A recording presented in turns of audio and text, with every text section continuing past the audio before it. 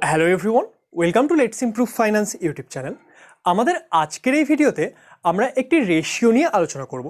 আমরা যখনই স্টক মার্কেটে কোনো কোম্পানিতে ইনভেস্ট করি সেই ক্ষেত্রে সেই কোম্পানির ফাইন্যান্সিয়াল অ্যানালাইসিস করার জন্য কিন্তু আমাদের বিভিন্ন রকমের রেশিও দেখতে হয়। যেমন আমাদের current ratio, debt to equity ratio, price to book value ratio, PE ratio, এরকম প্রচুর ধরনের রেশিও আছে। তার মধ্যে একটি রেশিও হলো আরওসি বা রিটার্ন অন ক্যাপিটাল এমপ্লয়েড। এবার এই যে রেশিওটি সেটা কি হয়, এটা আমরা কিভাবে ক্যালকুলেট করি এবং এই রেশিওটি ক্যালকুলেট করার মাধ্যমে কি করে আমরা ভালো স্টক খুঁজে বের করতে পারি, সেই সব বিষয় নিয়ে কিন্তু আজকের এই ভিডিওতে আমরা আলোচনা করব। তাহলে তোমরা যারা আরওসি সম্পর্কে ডিটেলে জানতে চাও, আজকের এই ভিডিওটিকে সম্পূর্ণ মন দিয়ে দেখবে।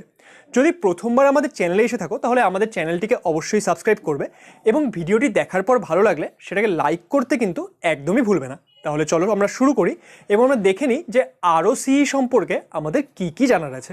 তাহলে আমাদের যে আজকের এই ভিডিও, সেখানে আমরা কী নিয়ে আলোচনা করব? সেখানে আমরা আলোচনা করব আরওসিই, এই রেশিওটি নিয়ে আলোচনা করব।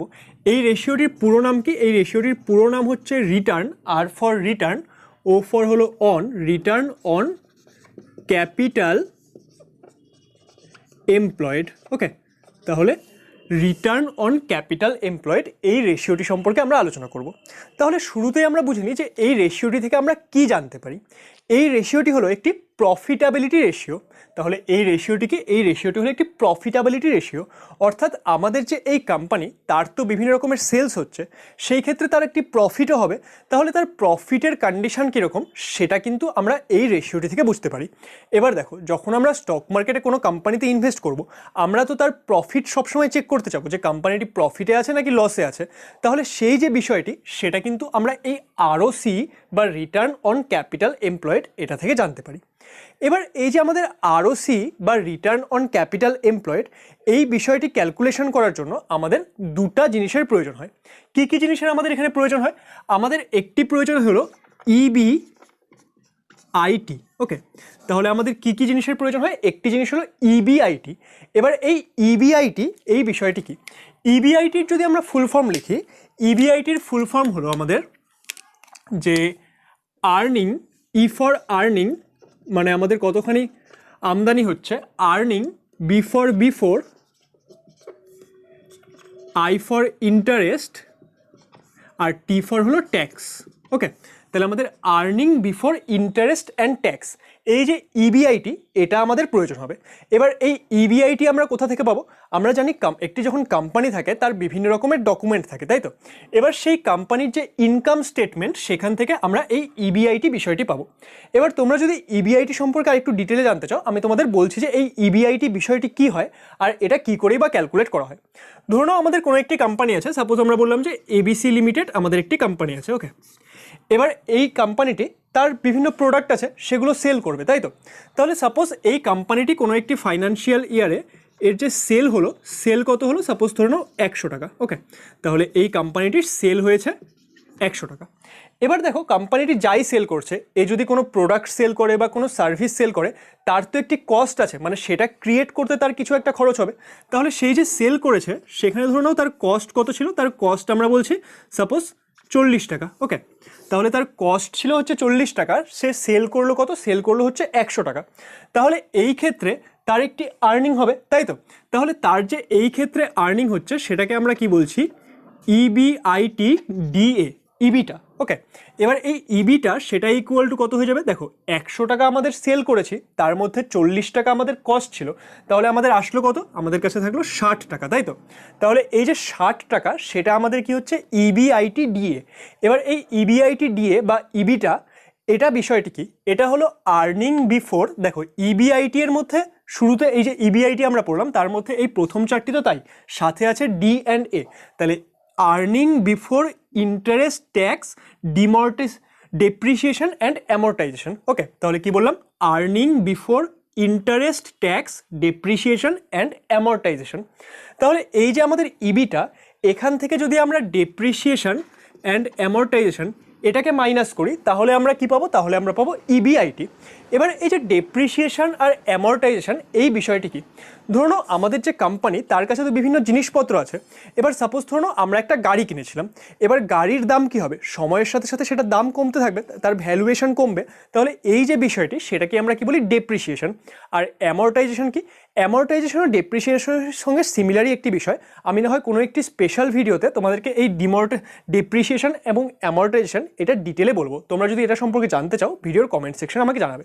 তাহলে এই কোম্পানির ক্ষেত্রে ধরো ডেপ্রিসিয়েশন অ্যান্ড অ্যামর্টাইজেশন সেটা সাপোজ আমরা বললাম 10 টাকা, ওকে।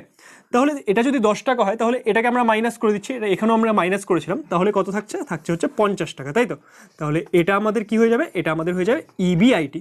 তাহলে এই যে এই কোম্পানিটি তার জন্য আমরা ইবিআইটি কত পেলাম, ইবিআইটি পেলাম আমরা 50 টাকা। তাহলে এইভাবে আমরা কি করছি, এইভাবে আমরা ইবিআইটি ক্যালকুলেশন করছি। ইবিআইটি আমরা কোনো একটি কোম্পানির ক্ষেত্রে কোথা থেকে পাবো, সেটা আমরা পাবো তার ইনকাম স্টেটমেন্ট থেকে। তাহলে আমরা ইবিআইটি পেয়ে গেলাম। এবার আমাদের যে এই কোম্পানি তার জন্য আমাদের কি প্রয়োজন, আমরা কি ক্যালকুলেট করছি, আমরা ক্যালকুলেট করছি রিটার্ন অন ক্যাপিটাল এমপ্লয়েড, অর্থাৎ আমরা কতখানি ক্যাপিটাল এমপ্লয় করে কতখানি রিটার্ন পেয়েছি।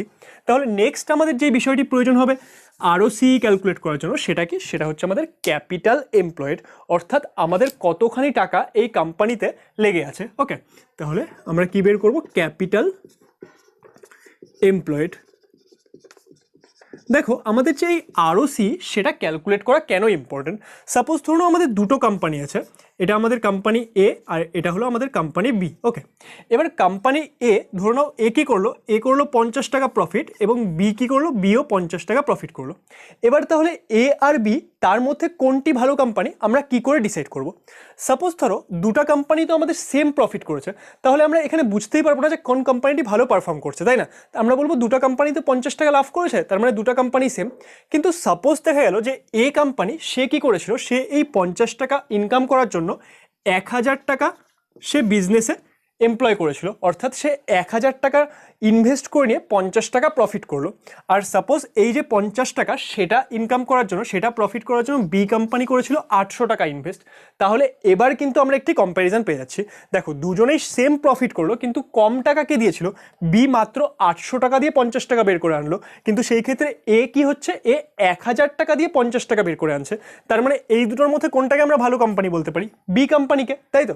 তাহলে এই বিষয়টি কিন্তু আমরা আরওসি থেকে জানতে পারবো যে আমরা কতখানি টাকা ইনভেস্ট করলাম তার থেকে আমরা কতখানি রিটার্ন পাচ্ছি। কারণ ক্যাপিটাল এমপ্লয়েড মানে কি, যে আমরা কতখানি ক্যাপিটাল এই বিজনেসে এমপ্লয় করলাম, এবং এই ROC return on capital employed যে রেশিওটি আমরা ফাইনালি পাবো, যেটা আমরা ক্যালকুলেশন শিখছি, সেটা আমাদের কি বোঝাবে যে এই যে আমাদের ক্যাপিটাল এমপ্লয়েড তার উপর আমরা রিটার্ন কতখানি পাচ্ছি। তাহলে তার জন্য আমাদের দুটো জিনিস প্রয়োজন, একটা হচ্ছে ইবিআইটি, সেটা আমরা ক্যালকুলেশন করা শিখলাম। ইবিআইটি আমরা কোথা থেকে পাচ্ছি, সেটা আমরা পাচ্ছি ইনকাম স্টেটমেন্ট থেকে। আর নেক্সট আমাদের কি প্রয়োজন হবে, নেক্সট আমাদের প্রয়োজন হবে ক্যাপিটাল এমপ্লয়েড। এই যে ক্যাপিটাল এমপ্লয়েড সেটা আমরা কোথা থেকে পাবো, সেটা আমরা পাবো কোম্পানির ব্যালেন্স শিট থেকে, ওকে। দেখো আমাদের তাহলে কি একটি কোম্পানির জন্য এত কিছু খুঁজে বের করতে হবে, ইনকাম স্টেটমেন্ট, ব্যালেন্স শিট, না এগুলো কিন্তু কিছুই আমাদের খুঁজে বের করতে হবে না। তোমরা আরওসি একদম রেডিমেড পেয়ে যাবে। কিন্তু কোনো কিছু রেডিমেড পাওয়া সত্ত্বেও যদি আমরা বিষয়টি কি সেটাই না জানি, তাহলে তো আমরা তার যে ভ্যালুয়েশন বা সেটা কি ইন্ডিকেট করছে সেটা বুঝতে পারবো না। তাহলে সেই জন্য এখানে ক্যালকুলেশনগুলো শিখে নাও ভালো করে, তারপর আমি বলে দিচ্ছি কোথা থেকে তোমরা এই আরওসি ইজিলি খুঁজে পেয়ে যাবে, ওকে। তাহলে ক্যাপিটাল এমপ্লয়েড এই বিষয়টি কি, দেখো ক্যাপিটাল এমপ্লয়েড হচ্ছে যে আমাদের কোনো একটি কোম্পানির ক্যাপিটাল এমপ্লয়েড সেটা কি হবে, সেটা হবে total asset minus current liabilities, okay, minus current liabilities. অর্থাৎ কোনো একটি কোম্পানির যে টোটাল অ্যাসেট আছে তার থেকে যদি আমরা কারেন্ট লায়াবিলিটিসকে বাদ দিই, কারেন্ট লায়াবিলিটিস মানে কি, এমন কিছু আমাদের ঋণ বা বলতে পারো এমন কিছু লোন যেগুলো আমাদের 1 বছরের মধ্যে শোধ করতে হবে, তাহলে সেটাকে যদি আমরা টোটাল অ্যাসেট থেকে বাদ দিই তাহলে যেই ভ্যালুয়েশনটি আসবে সেটাকে আমরা কি বলবো, সেটাকে আমরা বলবো সেই কোম্পানির জন্য ক্যাপিটাল এমপ্লয়েড। তাহলে এই বিষয়গুলো আমরা শিখলাম। আচ্ছা ক্যাপিটাল এমপ্লয়েডকে এরপর থেকে আমরা শুধু সিই লিখবো, ঠিক আছে, ক্যাপিটাল এমপ্লয়েড শর্ট ফর্মে লিখবো। তাহলে দেখো আমরা দুটো জিনিস দরকার আমাদের আরওসি ক্যালকুলেশন করার জন্য, একটি হচ্ছে ইবিআইটি আর একটি হচ্ছে ক্যাপিটাল এমপ্লয়েড। এই দুটো বিষয় কি করে ক্যালকুলেট করতে হয় আমরা সবাই বুঝে গেলাম। তাহলে এবার আমরা দেখি আরওসি কিভাবে ক্যালকুলেশন করা হচ্ছে। আমি এই বিষয়গুলো মুছছি না, এগুলো এখানে লেখাই থাকছে। আমি এরপর ধরো নিচে লিখছি যে আমরা কি করে তাহলে আরওসি ক্যালকুলেশন করব, ওকে। তাহলে এবার আমরা আসছি আরওসি এর ক্যালকুলেশন। তাহলে আরওসি সেটা ইকুয়াল টু কত হয়, সেটা ইকুয়াল টু হয় আমাদের ইবিআইটি ডিভাইডেড বাই হচ্ছে আমাদের সি অর্থাৎ ক্যাপিটাল এমপ্লয়েড ইন্টু 100%, অর্থাৎ আমাদের যে আরওসি সেটা কিন্তু পার্সেন্টেজে হিসাব করা হয়। কী করে আমরা বের করব? যে ইবিআইটি বাই সি ইন্টু 100%, তাহলে যে আমাদের ভ্যালুটি আসবে সেটাই কি আসবে? সেটাই আসবে আমাদের আরওসি বা রিটার্ন অন ক্যাপিটাল এমপ্লয়েড। তাহলে এই যে আমাদের কোম্পানি, কোনো একটি পার্টিকুলার কোম্পানির ক্ষেত্রে আমরা কী করে হিসাব করব? ধরুন আমরা যে এই এবিসি লিমিটেড নিয়েছিলাম, তার জন্য ইবিআইটি আমরা কত দেখতে পাচ্ছি? সেটা হচ্ছে আমাদের হচ্ছে 50। সাপোজ এই কোম্পানিটির যে টোটাল অ্যাসেট সেটা আমরা ধরো বলছি এই কোম্পানির টোটাল অ্যাসেট ছিল এক্সাম্পল 700 টাকা, ওকে, এবং এর যে কারেন্ট লায়াবিলিটিস সেটা সাপোজ আমরা বলছি ধরে নাও যে 120 টাকা। তাহলে এই ক্ষেত্রে আমাদের যে এই কোম্পানিটির ক্ষেত্রে আমাদের তাহলে ক্যাপিটাল এমপ্লয়েড কত হয়ে যাবে? 700 থেকে যদি আমরা 120 বাদ দিই তাহলে সেটা কত থাকবে? 580। তাহলে 580 টাকা হচ্ছে এর ক্যাপিটাল এমপ্লয়েড। তাহলে এর জন্য ইবিআইটি হচ্ছে 50 টাকা, এর জন্য ক্যাপিটাল এমপ্লয়েড 580 টাকা। তাহলে এই ক্ষেত্রে যদি আমরা এর জন্য আরওসি ফাইন্ড করি, তাহলে আরওসি কার জন্য? এবিসি লিমিটেড কোম্পানির জন্য সেটা কত আসবে? দেখো ইবিআইটি হলো 50 বাই আমাদের যে টোটাল অ্যাসেট, টোটাল অ্যাসেট তো না, ক্যাপিটাল এমপ্লয়েড সেটা কত? সেটা হচ্ছে 580 ইন্টু আমরা কি করব? 100%। তাহলে এটা যদি আমরা ক্যালকুলেট করি তাহলে আমাদের কি চলে আসবে? তাহলেই চলে আসবে আমাদের এই এবিসি লিমিটেড কোম্পানির জন্য আরওসি। তাহলে আই হোপ যে তোমরা বুঝতে পারলে আরওসি বিষয়টি কি হয় এবং এটা আমরা কি করে ক্যালকুলেট করি। এবার এই যে আরওসি, আই হোপ যে তোমরা সবাই এগুলো বুঝে গেছো এবং আমি চাইবো যে তোমরা এগুলো একবার নোট ডাউনও করে নাও, তাহলে তোমাদের পরে এগুলো বুঝতে সুবিধা হবে। তাহলে তোমরা একবার ভিডিওটি পজ করে এটাকে নোট ডাউন করে নাও, আমি এটাকে মুছে দিয়ে বাকি বিষয়গুলো লিখছি, ওকে। তাহলে এবার আমরা কি দেখবো? যে এই যে আরওসি সেটার উপর বেস করে আমরা কোনো একটি কোম্পানিকে কি করে চুজ করব, যে কোনো একটি কোম্পানির ক্ষেত্রে এই আরওসি সেটা কত হলে আমরা ভালো বলতে পারি। দেখো আমরা যখন কোনো একটি কোম্পানিতে ইনভেস্ট করছি সেই ক্ষেত্রে আমরা চাইবো আমাদের যে টাকা সেটার উপর আমাদের বেশি প্রফিট হোক, তাই তো? তাহলে এই যে আরওসি সেটার জন্য তোমরা বলতে পারো যে কোনো একটি কোম্পানির আরওসি যদি গ্রেটার দ্যান 50% হয়, 15% হয়, অর্থাৎ 15%, আরওসি যদি 15%-এর থেকে বেশি হয় তাহলে সেটা একটি গুড সাইন। কিন্তু এটাকে আমরা 1 বছরের জন্য দেখব না। আমরা সাপোজ কোনো একটি কোম্পানি আছে, তার আরওসি সেটা ধরো আমরা লাস্ট 5 ইয়ার্সের জন্য দেখছি, এবং লাস্ট 5 ইয়ার্সে সবসময় তো কনস্ট্যান্ট থাকবে না, বাড়বে কমবে। কিন্তু আমরা যদি দেখি যে লাস্ট 5 ইয়ার্স বা লাস্ট 7 to 8 ইয়ার্সের জন্য এর আরওসি অলওয়েজ কী ছিল? এটা ধরুন আমাদের 15% লাইন, 15%-এর থেকে বেশি ছিল, তাহলে সেই কোম্পানিটির জন্য আমরা কি বলতে পারি? সেই কোম্পানিটির জন্য কিন্তু এটা একটি ভালো সাইন হতে পারে, কারণ এদের প্রফিটাবিলিটি সবসময় কি হচ্ছে? সবসময় 15%-এর বেশি থাকছে, অর্থাৎ যত ক্যাপিটাল এরা এমপ্লয় করছে তার উপর কিন্তু এদের একটা ভালো প্রফিট আসছে। অর্থাৎ আমরা কি বলতে পারি? এই কোম্পানিটি একটি ফাইন্যান্সিয়ালি স্ট্রং কোম্পানি, তাহলে সেই সকল কোম্পানিতে কিন্তু আমরা ইনভেস্টমেন্ট করতে পারি।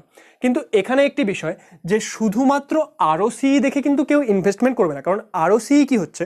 কোম্পানির শুধুমাত্র একটি দিককে বোঝাচ্ছে, আমাদের তো আরও অনেক বিষয় দেখার আছে, তাই না? তাহলে যখন আমরা কোনো একটি কোম্পানিতে ইনভেস্ট করব, একটি রেশিওর উপর বেস করে কিন্তু কখনোই ইনভেস্টমেন্ট করব না। আমাদের আরও যে বিভিন্ন রেশিও আছে সেগুলো সম্পর্কে শিখতে হবে, এবং আমরা চাইবো যে যত বেশি পসিবল রেশিও আমরা দেখব, সেই ক্ষেত্রে যখন সব রেশিওগুলো ভালো সাইন দেবে তখন কিন্তু সেই কোম্পানিটি খুবই একটি ভালো কোম্পানি হবে। আচ্ছা, আমাদের কিন্তু আরও যে বিভিন্ন রেশিওগুলো, যেরকম current ratio, debt to equity ratio, এই সব নিয়ে ভিডিও আছে। প্রত্যেকটি ভিডিওর লিঙ্ক আমি এই ভিডিওর ডেসক্রিপশানে দিয়ে দেবো, তোমরা চাইলে সেই ভিডিওগুলো দেখে নিতে পারো। তাহলে আমরা বুঝলাম যে আরওসি কী হয়। এবার এই যে আরওসির ক্যালকুলেশন, এই ক্যালকুলেশনগুলোকে আমরা নিজেদের করতে হবে না, এগুলো কিন্তু আমাদের নিজেদের করার প্রয়োজন নেই। এর জন্য প্রচুর ওয়েবসাইট আছে, যেরকম screener.in, moneycontrol.com, এই সব ওয়েবসাইটগুলো একদম ফ্রি। তোমরা এই ওয়েবসাইটগুলোতে গিয়ে যে কোনো কোম্পানির জন্য এই আরওসি বা আরও যে অন্যান্য রেশিও আছে সেগুলো চেক করতে পারবে।